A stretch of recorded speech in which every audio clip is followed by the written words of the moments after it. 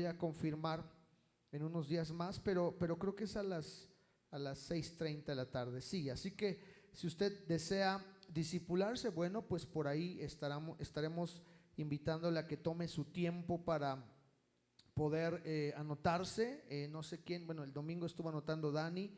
Le pediría hoy a mi esposa que me ayude. Si alguien se desea anotar, bueno, nos va a dejar su nombre y su número telefónico para en ese número enviarle el documento que usted va a necesitar para asistir a esta clase. Así que el próximo domingo comenzamos nuestra serie de discipulado.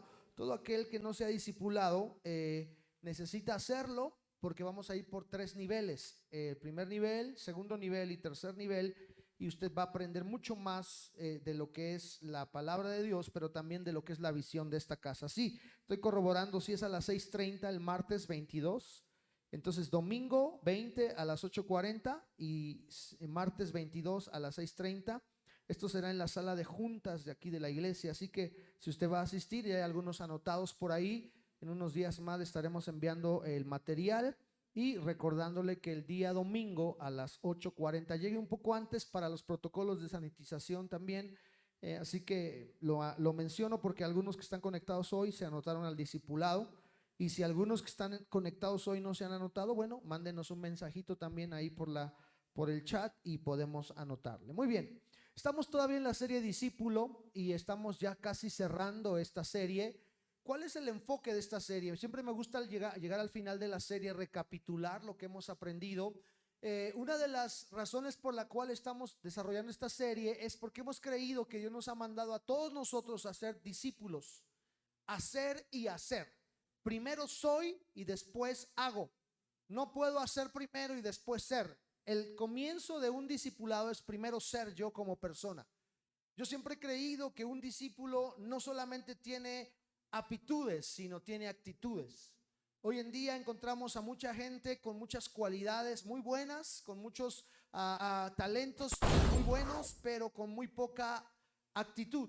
Nosotros buscamos, y porque la Biblia así lo enseña, el discípulo de Jesús es un discípulo que se deja ser por Dios, transformar por Dios, para después hacer otros discípulos, porque la meta es llevar este mensaje a todas las naciones. Tú y yo somos llamados a ser discípulos. Bueno, y estamos hablando del corazón de un discípulo, porque el corazón es el que marca la diferencia. Dice la palabra que sobre toda cosa guardada guardemos nuestro corazón, porque de él viene la vida. Entonces, si mi corazón es sano, mi vida va a ser sana. Si mi corazón no es sano, mi vida no va a ser sana. Entonces es muy importante tener en cuenta que los discípulos tienen un corazón diferente, un corazón donde las personas son su prioridad, donde ya no empezamos a mirar hacia nosotros mismos, sino que un discípulo se preocupa por los demás. El apóstol lo decía, no mirando cada quien por lo suyo propio, sino primero por lo de los demás. Y esto no es tan agradable en una época donde todos queremos autorrealizarnos. Todo mundo busca una autorrealización, todo mundo busca ser pasar por encima de otros, pero los discípulos de Jesús se distinguen por su corazón diferente y sobre todo por su deseo de, a través de su vida, mostrar el amor de Jesús. Ahora, este corazón de discípulo no proviene de nosotros mismos. El corazón de discípulo te lo da el Señor a través de su Espíritu Santo. Y estuvimos trabajando el día domingo acerca de Ezequiel capítulo 11, 19 al 20, una profecía que se cumplió muchísimos años adelante en el día de Pentecostés. La promesa del Señor a Israel era la siguiente: les daré un corazón y un espíritu nuevo, y pondré dentro de ellos, y quitaré el corazón de piedra del medio de su carne, y les daré un corazón de carne, para que andéis en mis ordenanzas y guarden mis decretos y los cumplan, y me sean por pueblo y yo sea a ellos por Dios. Dijimos el domingo que hay una premisa muy interesante entre el corazón nuevo y andar en los estatutos de Dios. Todo mundo batallamos con el pecado, con las tentaciones, y no estamos exentos de ella. Todos los días nos levantamos a luchar contra Satanás y contra sus huestes. La Biblia dice que nuestra lucha no es contra cosas que vemos, sino contra cosas invisibles. El asunto es que las personas que tienen un corazón de discípulos son más valientes y tienen más la autoridad de Jesucristo para poder vencer las tentaciones. Volvemos a insistir, no a través de nosotros, sino a través del Espíritu Santo. El día domingo en la segunda reunión hablamos sobre el Espíritu Santo y las obras que Él hace en mí. Hablamos de 7 cosas, como que el Espíritu Santo nos enseña la verdad. Número 2, el Espíritu Santo nos enseña la profecía. Número 3, nos enseña a glorificar a Cristo. El Espíritu Santo forma un santuario en nosotros. El Espíritu Santo llena al creyente que se deja controlar por Él. Número 6, el creyente, el Espíritu Santo declara a Cristo a través del creyente. Y número 7, el Espíritu Santo hace que podamos tener fuera a los demonios.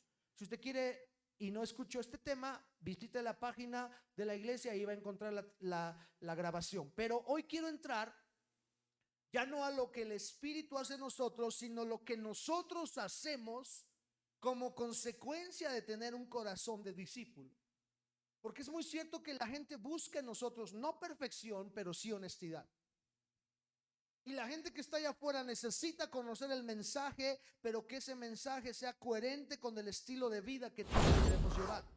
Vuelvo a repetir, no se busca perfección, pero sí se busca excelencia. El martes pasado, igual me tocó compartir y hablé sobre la excelencia que deben tener los discípulos de Jesús. La gente quiere ver en ti esa honestidad, esa diferencia que no la hace tu personalidad ni tu carisma, sino que esa diferencia la hace el Espíritu Santo cuando empieza a obrar en tu vida. Entonces, la manera en la que yo respondo a cómo el Espíritu me llena, porque el domingo estuvimos insistiendo mucho que esta es una iglesia pentecostés, pero que no queremos quedarnos solo en las experiencias de hablar lenguas, de tener esos temblores, esas caídas, lo cual es importante, pero no es el todo. Queremos ir más allá. Queremos que la iglesia no se vuelva solo mística, sino se vuelva práctica. Hay una diferencia entre el misticismo y el ser práctico. La gente mística es aquella gente medio extraña que no se junta con los demás, que a todos los demás los ve como pecadores, que a todos los demás los ve como malos porque tú no oras, tú no ayunas, tú no vas a la iglesia, tú no te comportas como yo. Eso es ser hasta cierto punto místico, pero un cristiano práctico es aquel que ha aprendido a amar a las personas por encima de sus problemas, de sus situaciones, y sobre todo ser un referente para que esa gente pueda conocer a Cristo. Es lo que buscamos en esta iglesia, es lo que queremos en esta congregación, gente que sea verdadero discípulo de Jesucristo. Y eso es algo que puede suceder cuando dejamos que el Espíritu controle nuestra vida y empezamos a imitar al Espíritu Santo. Es cierto que tenemos la posibilidad de imitar a alguien. Hay gente que difiere de esto. Yo sí creo que yo debo de imitar la fe de alguien. Yo debo de imitar a esas personas que de alguna forma tienen una madurez en Dios y que para mí me inspiran. Nosotros necesitamos inspirar a otros para que a la vez ellos puedan imitarnos a nosotros, así como yo imito a Cristo. Pablo lo dijo: sean imitadores de mí como yo lo soy de Cristo. Imitar a alguien, imitar a la persona correcta. Hoy en día nuestra sociedad imita mucho a personajes que ellos consideran importantes. Y entonces estamos mirando a muchas personas imitando a su artista favorito, imitando a su deportista favorito, aún imitando a su político favorito. Bueno, si la gente imita, ¿por qué nosotros no vamos a dejar que Cristo se refleje en nosotros y que seamos imitadores del Espíritu Santo? Vamos a aprender 5 cosas que debe hacer el cristiano que es imitador del Espíritu Santo, y de esa manera usted y yo seremos verdaderos discípulos de Jesús. Número 1, lo primero que yo debo manifestar como discípulo de Jesús es humildad, mansedumbre y amor. Es el combo triple del discípulo de Jesús: humildad, mansedumbre y amor. Y creo que la gente no ha comprendido que, como decía un cantante, vale la pena ser humilde. Duele ser humilde, pero vale la pena. Ahora, ¿qué es humildad? Siempre hemos creído que humildad es, nuestro concepto es, mira, es que esa persona es muy humilde porque trae ropas pobres, porque trae ropa poquito desgastada, porque anda así agachado. A veces conectamos la humildad con la pobreza, pero no tiene que ver la pobreza con la humildad. De hecho, en el concepto bíblico, la palabra humildad tiene que ver con dependencia. Entonces, un cristiano humilde depende de Dios, no de sus capacidades. Aunque créame y déjeme decirle que hay cristianos con muchas capacidades, y gloria a Dios por aquella gente que tiene dones, talentos y los pone al servicio de Dios. Pero la Biblia nos enseña que un discípulo de Jesús ha aprendido la humildad. Un discípulo de Jesús no es arrogante, no es altivo, porque Dios al altivo lo mira de lejos. Tenemos que aprender a ser gente que sepa inspirar a otros a través de la humildad que ellos tienen. Yo he conocido gente tan poderosa, tan millonaria, pero tan humilde, que yo me sorprendo, digo, wow, ¿cómo es posible que este hombre, siendo tan alto, pueda ser tan humilde y pueda rebajarse, por así decirlo, a hablar con cualquier persona y a mostrar esa humildad? Y también he conocido gente que a veces no tiene nada de cualidades, ni siquiera tiene economía, mucho menos estudios, mucho menos preparación, pero tiene una arrogancia encima de otras personas. Ahora, los hijos de Dios debemos de manifestar en nosotros la cualidad de la humildad. Jesucristo dijo, aprendan de mí que soy manso y humilde de corazón. Lo que el Espíritu produce en nosotros es humildad. Puede ser que alcancemos muchas cosas, gloria a Dios por ello. Me encanta cuando Dios nos da la capacidad de alcanzar nuestras metas. Hace ratito teníamos reunión con el equipo de finanzas de la iglesia y estamos hablando sobre los sueños que tenemos en Dios y lo que queremos alcanzar en Dios. Y siempre he creído que Dios nos da la posibilidad de alcanzarlos si confiamos en Él y sobre todo si es su voluntad. Si Dios prometió algo y es su voluntad, lo va a cumplir por encima de cualquier circunstancia. Pero cuando lleguemos a ese punto, tenemos que reconocer que ha sido Dios y no ha sido nuestras fuerzas. Un discípulo entiende eso. Un discípulo sabe que si algún momento alcanzó la riqueza, el poder, fue Dios quien te dio la oportunidad de lograrlo. Y eso nos va a marcar en nosotros, porque seremos gente humilde, seremos gente con mansedumbre. ¿Qué es mansedumbre? La mansedumbre tiene que ver con un espíritu apacible.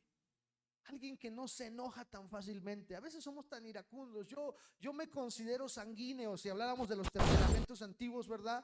Hace tiempo hablábamos de los temperamentos que marcaban hace tiempo la psicología. Hoy en día estaba platicando con un psicólogo y me dice, ese asunto de los temperamentos ya quedó en desuso. Pero bueno, yo sigo usando el término de que soy sanguíneo y soy un poquito colérico en algunas partes. O sea, ¿qué es el aspecto de ser colérico? No que seas enojón, sino que eres muy explosivo.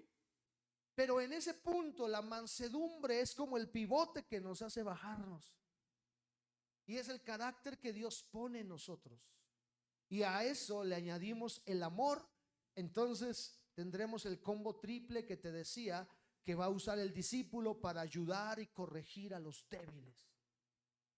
Por eso los cristianos no somos, los discípulos de Jesús, perdón, no somos gente que anda señalando a todo el mundo. Un discípulo sin humildad no podría llamarse discípulo. Un discípulo sin mansedumbre no podría llamarse discípulo, porque la gente que no tiene mansedumbre anda señalando el error de los demás y anda criticando a todo el mundo. La Biblia nos enseña lo siguiente. El apóstol Pablo le habla a los Gálatas y les dice, hermanos, si alguno fuere sorprendido en alguna falta, ustedes que son espirituales, restáurenle con espíritu de mansedumbre. Porque ¿cuántas veces somos muy crueles para juzgar a los demás? Pero pedimos que nosotros nos juzguen con una vara diferente. El apóstol Pablo dice, tengan cuidado, aprendan a corregir, aprendan a restaurar, pero con un espíritu de mansedumbre, de amor. Todo el mundo estamos propensos en algún punto a fallar. No somos perfectos. Ahora, esto no es licencia para pecar ni para que apapachemos el pecado, pero sí creo que una iglesia que se distingue como una verdadera iglesia de Jesucristo sabe restaurar a aquel que ha caído. La mansedumbre debe distinguir a la iglesia. Dice, restaurarle con mansedumbre, con un espíritu de mansedumbre, considerándote a ti mismo, no sea que tú también seas tentado. Si lo dijéramos en un concepto más mexicano, podríamos decir: en la casa del jabonero el que no cae resbala. Así que prepárate, porque si tú ves a alguien caer, no lo juzgues tan fuerte, porque tarde o temprano te puede pasar algo muy parecido a ti. Y entonces he aprendido que si alguien cometió una falta, yo lo debo restaurar de la manera como a mí me gustaría que me restauraran. Esa es mansedumbre, esa es humildad, pero sobre todo eso es la clave, o esa clave es el amor que Jesucristo ha derramado en nosotros. Entonces, un discípulo, como imitador de Jesús, sabe llevar las cargas los unos de los otros. Entendemos que somos una familia y que si alguno de la familia está enfermo, vamos a orar por él y vamos a llevar la carga unos de los otros. Qué bendiciones los que entramos al cuarto de oración, porque ahí hay una cajita. Qué gozo es eso, ¿verdad?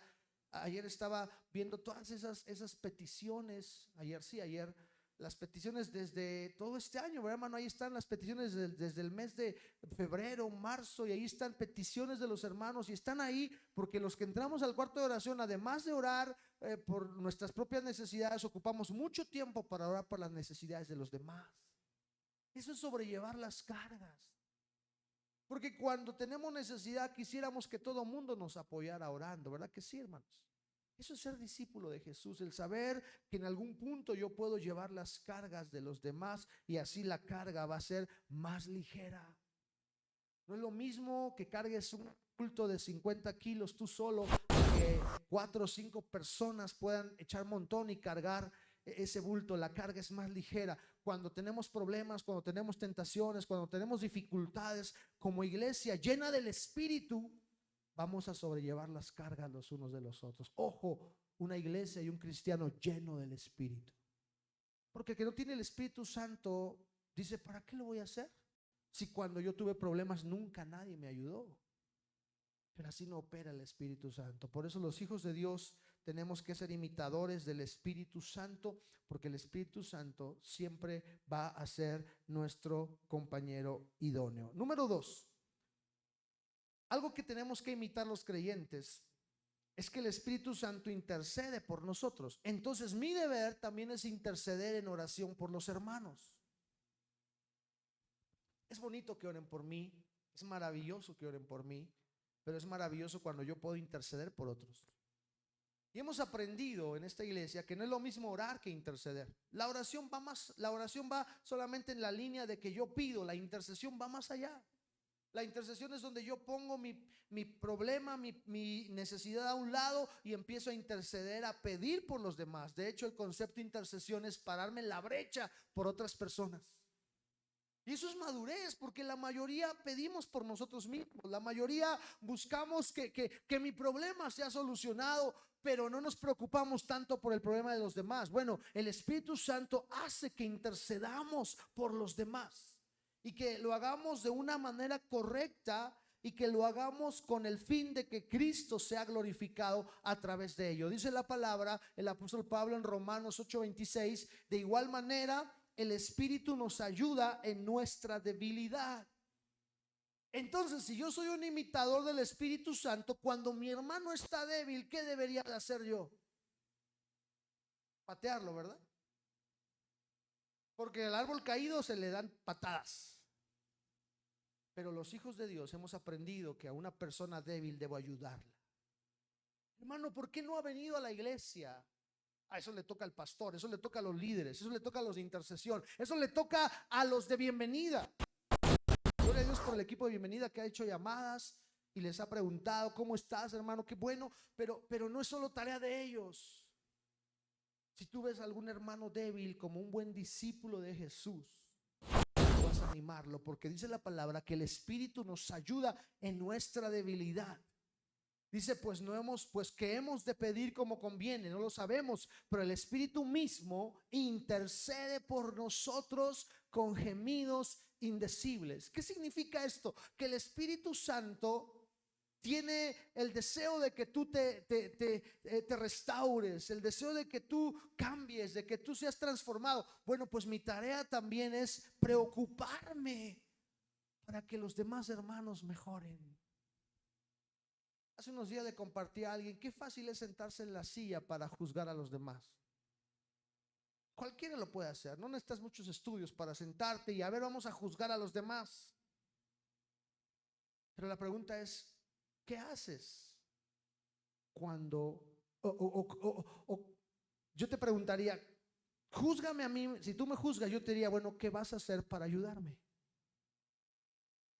En una ocasión, el gran predicador W.L. Moody, que era, además de un gran predicador, era un apasionado por las almas, y él predicaba en todos lados y le hablaba de Cristo a todo el mundo. Dice que en una ocasión un hombre se acercó y le dijo, oiga hermano, siento que no me parece muy agradable la manera en la que usted está evangelizando.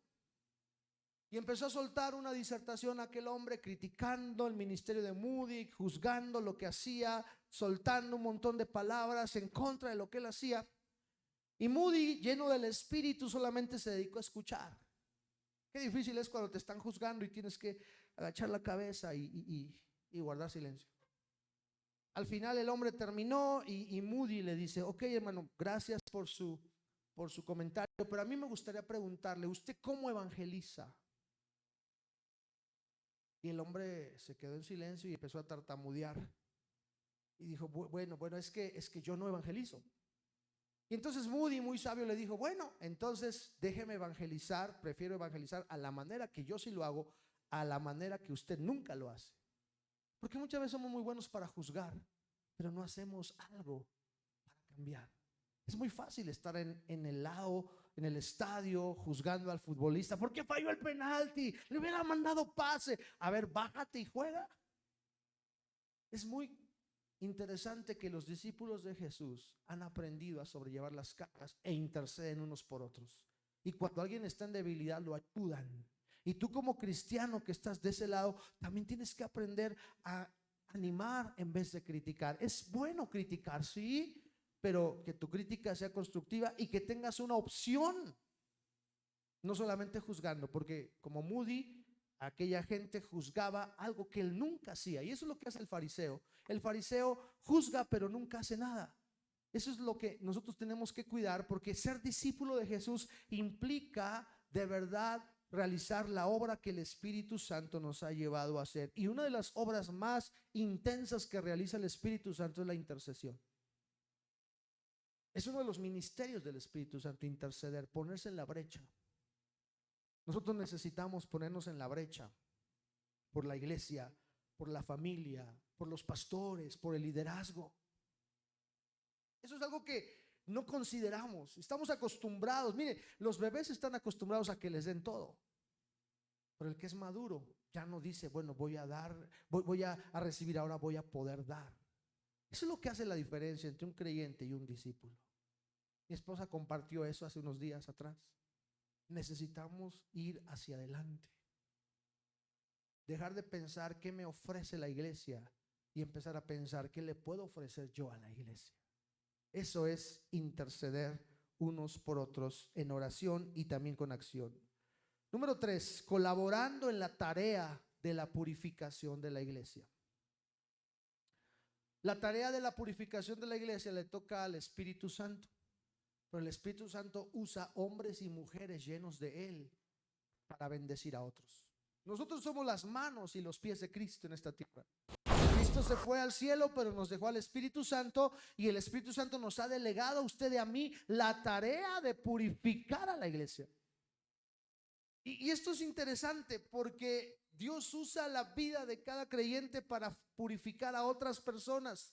No lo hacemos nosotros porque la obra la hace el Espíritu Santo, pero yo soy instrumento, yo soy un canal por donde a través de mi vida yo puedo bendecir a otros con una palabra, con una oración, con una exhortación. Muchas veces solo purificamos a la gente con un abrazo. Y por eso el sistema nos quiso quitar los abrazos hoy en día. De verdad que sé que tenemos que cuidarnos, sé que tenemos que estar pues protegiéndonos mucho, pero ¿hasta qué punto esto resulta como una treta de Satanás para quitarnos la capacidad de abrazarnos? Porque un abrazo marca la diferencia. Un abrazo te transforma, te sientes bien cuando alguien te abraza. Ahora, ¿cuánto más cuando alguien te abraza lleno del Espíritu Santo?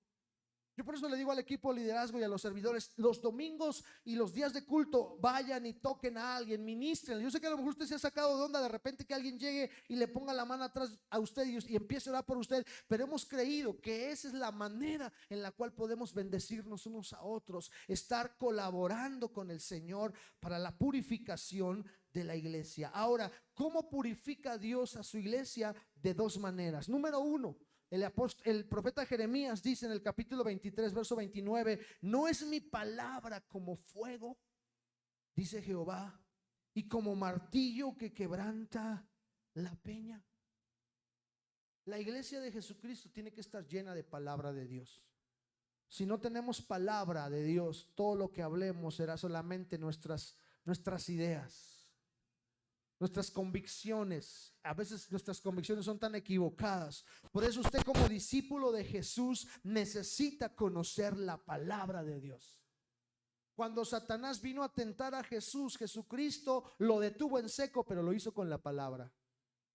Tú como creyente necesitas conocer la palabra, necesitas leer la palabra, necesitas memorizar la palabra y necesitas aplicar la palabra, porque una iglesia que es verdadero discípulo de Jesús es una iglesia que está llena de palabra. Ha sido hermoso los cultos donde el Señor ha fluido de tal manera que hemos optado por no predicar. Pero no puede volverse una costumbre, porque una iglesia que solamente es emocionalista y que no tiene doctrina, tarde o temprano el sistema del mundo viene a moverlo. Y qué peligroso y qué terrible es hoy en día saber que puede ser que hoy tú estés plantado en la roca, firme en el Señor, pero si tú no te alimentas de la palabra, si tú no te fortaleces, si tú no caminas en tus hábitos de discípulo, puede ser que a la vuelta de un año te encontremos, o 2, 3 años te encontremos en una condición terrible. Hoy mi madre me contaba y lloraba cuando me lo contaba sobre situaciones que a veces se dan en la vida, ¿no? De gente que un día estuvo sirviendo al Señor y que hoy los miras no sirviendo al Señor, sino haciendo todo lo contrario. Y entonces dices, ¿qué falló ahí? Si él ministraba, si él predicaba, si él enseñaba. ¿Sabes qué pasó? Que no tuvo palabra en su vida. Porque la palabra rompe, golpea y quebranta. Algo que nunca debemos dejar de lado es la palabra de Dios. No importa si la traes en físico o la traes en tu celular, lo que importa es que la palabra de Dios siempre esté en tu vida. Si tienes un libro escrito, tráelo. Qué maravilloso es que traigas tu Biblia. Yo sé que también es cómodo que en la pantalla aparecen. Qué bueno, pero que siempre este libro sea el que te marque la diferencia. Y que siempre sea tu alimentación para cuando venga el día de la prueba, tú puedas estar firme. Porque sabes, el día de la prueba es ahora. Toda la palabra que tú comiste hoy te está sosteniendo. Toda la palabra que tú comas hoy te va a ayudar para el futuro. Esa es una realidad. Lo que yo siembro hoy, voy a cosecharlo a la vuelta de 5 o 10 años. Y no solo hablo de dinero, hablo de los hábitos que yo hoy siembre. Yo creo que todos tenemos hijos y queremos sembrar en ellos una buena semilla. Hazlo ahora. Me decía el pastor Zafra, decía, llora ahora, y lo he repetido muchas veces, llora ahora para que rías después. ¿Qué decía? ¿A qué se refería con ello? Me decía, hoy tienes que llorar por tus hijos, hoy tienes que clamar por ellos, hoy tienes que pedir por la iglesia. Un día vas a cosechar esas lágrimas que sembraste. Yo prefiero llorar ahora y reír después, a reír ahora y llorar después. Porque hay personas que no se alimentan de la palabra, que no se congregan, que no oran por sus hijos, que no piden por su familia y después están llorando porque su familia se destruyó. Yo te diría algo, hoy es el tiempo de plantar buena semilla, porque a la vuelta de un tiempo vas a cosecharla. ¿Y qué mejor semilla que la palabra de Dios?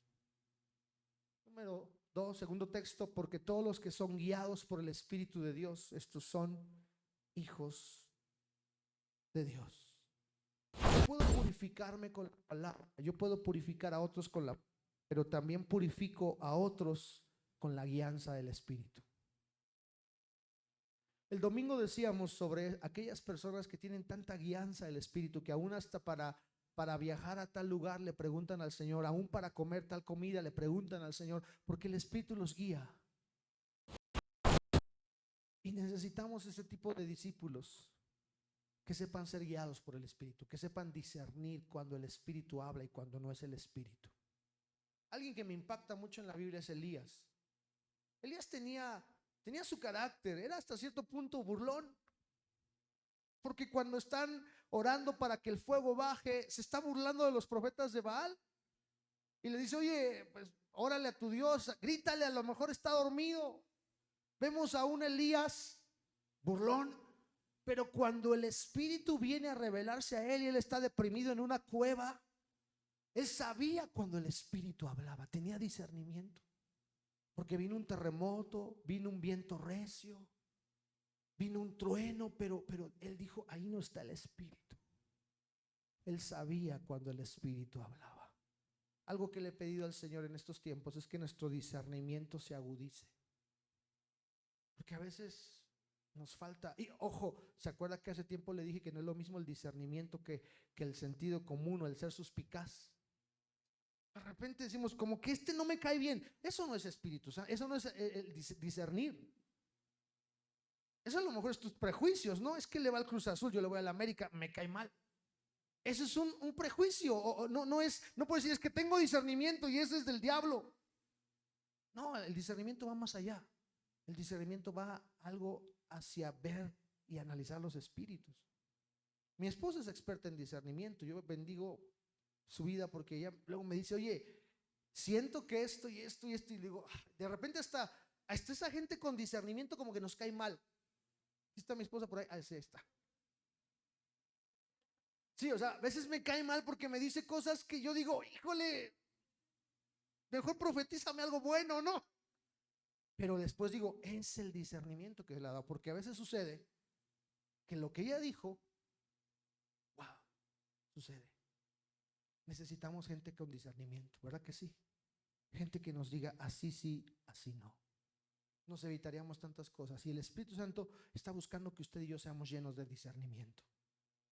Pídale al Señor eso. Dígale: Señor, dame discernimiento. Ayúdame a entender si este negocio sí me va a bendecir. Ayúdame a ver si esta persona sí es leal, si es honesta. Ese tipo de cosas. Porque hace falta gente con discernimiento para purificar la iglesia. Porque Dios nos ha mandado a eso, a purificar la iglesia. Y es nuestra tarea en este tiempo final. Y número 4, me faltan 2, voy rápido. En el ministerio de consolación a los hermanos. La consolación en estos tiempos es clave.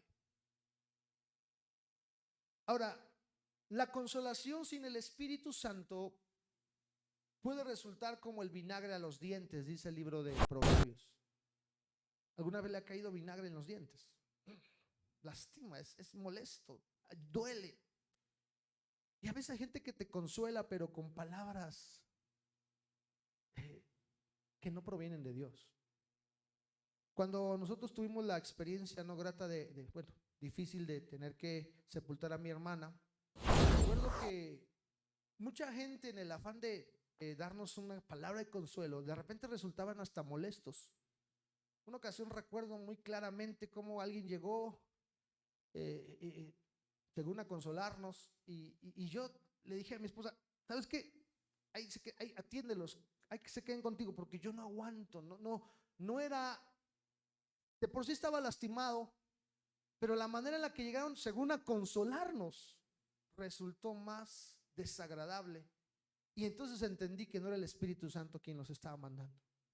Porque a veces, y después recuerdo otra ocasión, eso me hace llorar porque sé que es la gente llena del Espíritu y es la gente que buscamos que esté en este lugar. Porque me acuerdo que en una ocasión alguien llegó a casa, tocó la puerta y me dijo: traje pan, ¿podemos tomar café? Y le abrimos la puerta, era muy noche, venía de muy lejos este chico, y recuerdo que se sentó en la mesa con nosotros. Hermano, estuvimos como 2 horas sin decir nada, pero el Espíritu estaba ministrando nuestro corazón. Era muy diferente, porque el Espíritu había guiado a esa persona a consolarnos. Hoy en día necesitamos gente llena del Espíritu que sepa cómo consolar, que sepa cuándo hablar y que sepa cuándo guardar silencio. Eso solamente lo da el Espíritu Santo. Porque a veces queremos hablar y hablar y hablar, y a veces la gente lo que quiere es que que los escuchemos. Eso de la consolación solamente lo da el Espíritu Santo. 2 Corintios 1, 3 al 7. Bendito sea el Dios y Padre de nuestro Señor Jesucristo, Padre de misericordias y Dios de toda consolación. Es muy amplio esto, el tiempo no me da, pero siempre la misericordia está conectada con la consolación. No puede haber consolación si no hay misericordia. Sencillo. O sea, tú no puedes dar una palabra de consuelo si no sientes en verdad lo que el otro siente. Esa es la misericordia. Y es muy profundo porque la palabra misericordia viene de entrañas. Yo puedo ver a un niño en la calle pidiendo dinero y puedo sentir, escuche bien, lástima, tristeza, pero no estoy sintiendo misericordia. Porque si yo sintiera misericordia, yo tomaría al niño, lo llevaría a casa, lo bañaría, lo vestiría y lo atendería, porque eso sería ponerme en el lugar de él. A veces solamente sentimos lástima, sentimos tristeza por la gente, pero no sentimos misericordia. Y se necesita una iglesia, un cristiano lleno de misericordia, que en sus entrañas sienta lo que otros sienten. Y un cristiano con misericordia y con discernimiento, hermano, wow, eso es una bomba. Porque la misericordia la da el Espíritu Santo. Y la misericordia produce consolación. Dice, el cual nos consuela en todas nuestras tribulaciones. Para que, fíjese bien, yo soy consolado para poder consolar a otros. Dice, para que podamos también nosotros consolar a otros. Porque cuando yo consuelo, soy consolado por Dios. Porque de tal manera, de la manera que abundan en nosotros las aflicciones de Cristo, así abunda también por el mismo Cristo nuestra consolación. Mientras hay aflicciones, hay consolación. Yo quisiera que esta tarde termináramos orando. No me va a alcanzar el tiempo para hablar del siguiente, pero yo me quiero estacionar aquí. ¿Cuánta gente hoy en día necesita consolación? Ojo, no una palabra de ánimo, no una palabra de superación personal, no una palabra de tú puedes, échale ganas. Porque es lo primero que le decimos a la gente, ¿no? Tú puedes, échale ganas. Y un día hablando con una psicóloga me decía, es que lo peor que podemos hacer es decirle a alguien, échale ganas. O no te deprimas, porque tú no sabes que él le está echando ganas. Tú no sabes que él no se quiere deprimir, pero hay algo interior que él se quiere levantar y tú le dices, ándale, levántate, vamos a correr. Pero si él no quiere correr, ¿por qué lo vas a obligar? Porque estamos queriendo darles palabras de ánimo, pero no consolación. Una iglesia que tiene al Espíritu Santo va a poder consolar cualquier consolación que tenga la gente. ¿Sabe que hoy en día nuestros jóvenes están agobiados por una ansiedad terrible? Entra la pugna generacional. Y nosotros decimos, en mi tiempo no había psicólogo y yo salí adelante. Y nos ponemos en un plano, en un estándar arriba, ¿no? Es cierto que en tu tiempo dicen que tu mejor psicólogo era un chanclazo, ¿no? Tu mejor terapeuta era el cinturón. Pero hoy en día estamos en otra época. Y la consolación implica que el Espíritu nos guíe a guiar a nuestros jóvenes y a consolarlos. Lo que para ti no es duelo, para él puede ser duelo. Y yo le he dicho algo aquí a la gente. Aquí hemos tenido pues la bendición de poder consolar a muchas personas que han perdido a alguien, procesos de duelo. Yo siempre he creído que los procesos de duelo, cada persona los experimenta de manera diferente, ¿no? Hay gente que en un mes ya salió del duelo. Hay gente que lleva 8 años y no ha podido salir.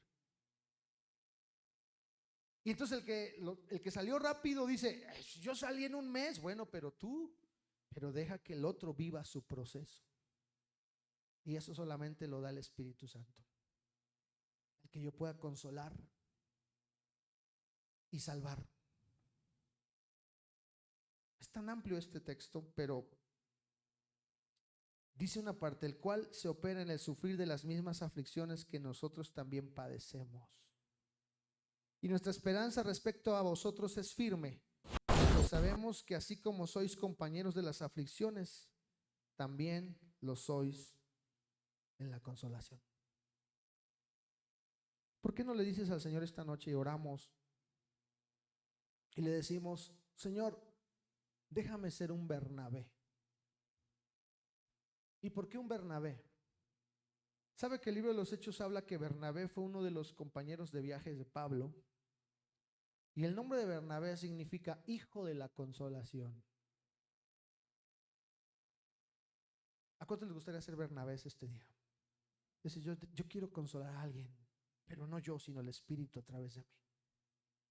Y cuando consolamos, estamos cumpliendo la tarea que el Espíritu Santo nos dio. Quiero que inclines tu cabeza un momento. Vamos a orar y cerrar este tiempo, pero no sin antes decirle al Señor, Señor, yo quiero ser un Bernabé. Y yo quiero que en este momento, mientras oramos, le pidas al Espíritu Santo que te revele a una persona que necesita consolación. Seguro que no te va a costar trabajo, porque hay muchas personas alrededor nuestro, en nuestro círculo cercano, que necesitan ser consoladas. Dile al Señor esta noche que te dé el tiempo, la manera, las palabras, la actitud, pero sobre todo el amor para consolarlos. Padre, esta noche queremos cerrar este tiempo siendo buenos imitadores tuyos y Padre, nos estacionamos en este punto el día de hoy, porque sé que tu deseo, Espíritu Santo, ha sido que aquí nos estacionáramos para ser hijos de consolación, para ser Bernabés que puedan llevar este mensaje de consuelo a la gente agobiada, a la gente que ha sufrido. ¿Cuánta gente hay a nuestro alrededor con cargas, con ansiedad, con angustia, con depresión, Señor, con desánimo? Pero nosotros hemos recibido de ti la consolación. Por eso estamos aquí, porque hemos querido ser discípulos tuyos, y los discípulos tuyos inspiran a otros a través de tu Espíritu Santo. Danos esa capacidad este día de poder llevar el consuelo a quien lo necesita, la palabra de ánimo, la palabra de esperanza, pero sobre todo la palabra de vida, porque tú eres la palabra de vida, Señor. Eres el camino, la verdad y la vida. Tú eres nuestra vida, Jesús, y esa palabra la vamos a llevar a la gente que la necesita.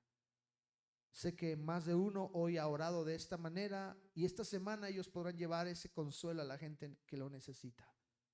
Y permite que esta iglesia sea una iglesia de consolación, una iglesia que pueda ministrar consuelo a la gente agobiada, pero un consuelo que proviene de ti, Espíritu Santo. Gracias porque nos llenas con tu sangre, nos llenas con tu Espíritu, y que en la manera en que hemos sido consolados podamos consolar a otros a través de la misericordia que tu Espíritu ha derramado en nosotros. Gracias, Señor, por lo que estás haciendo, y gracias por lo que vas a hacer en los días siguientes. En el nombre de Jesús. Amén. Y queremos también cerrar esta transmisión. Invitamos a nuestros hermanos que están conectados que el jueves, ya sea que asistan al tiempo de intercesión o se conecten a las 7:30. Hoy empezamos un poquito después, unos 10 minutos tal vez después por problemas de internet, pero estamos listos ya para el siguiente jueves empezar a las 7:30, así que conéctese con nosotros. Y los domingos tenemos las dos reuniones. Hoy les recuerdo que nuestra reunión dominical de la mañana cambia de horario a las 9:30. La de mediodía continúa a las 12, pero por cuestiones del discipulado movemos media hora la reunión de la mañana. Así que si usted asiste a la mañana, pues aparte su lugar desde ya. Y recuerde que será a las 9:30 de la mañana. Dios les bendiga y nos vemos el siguiente jueves.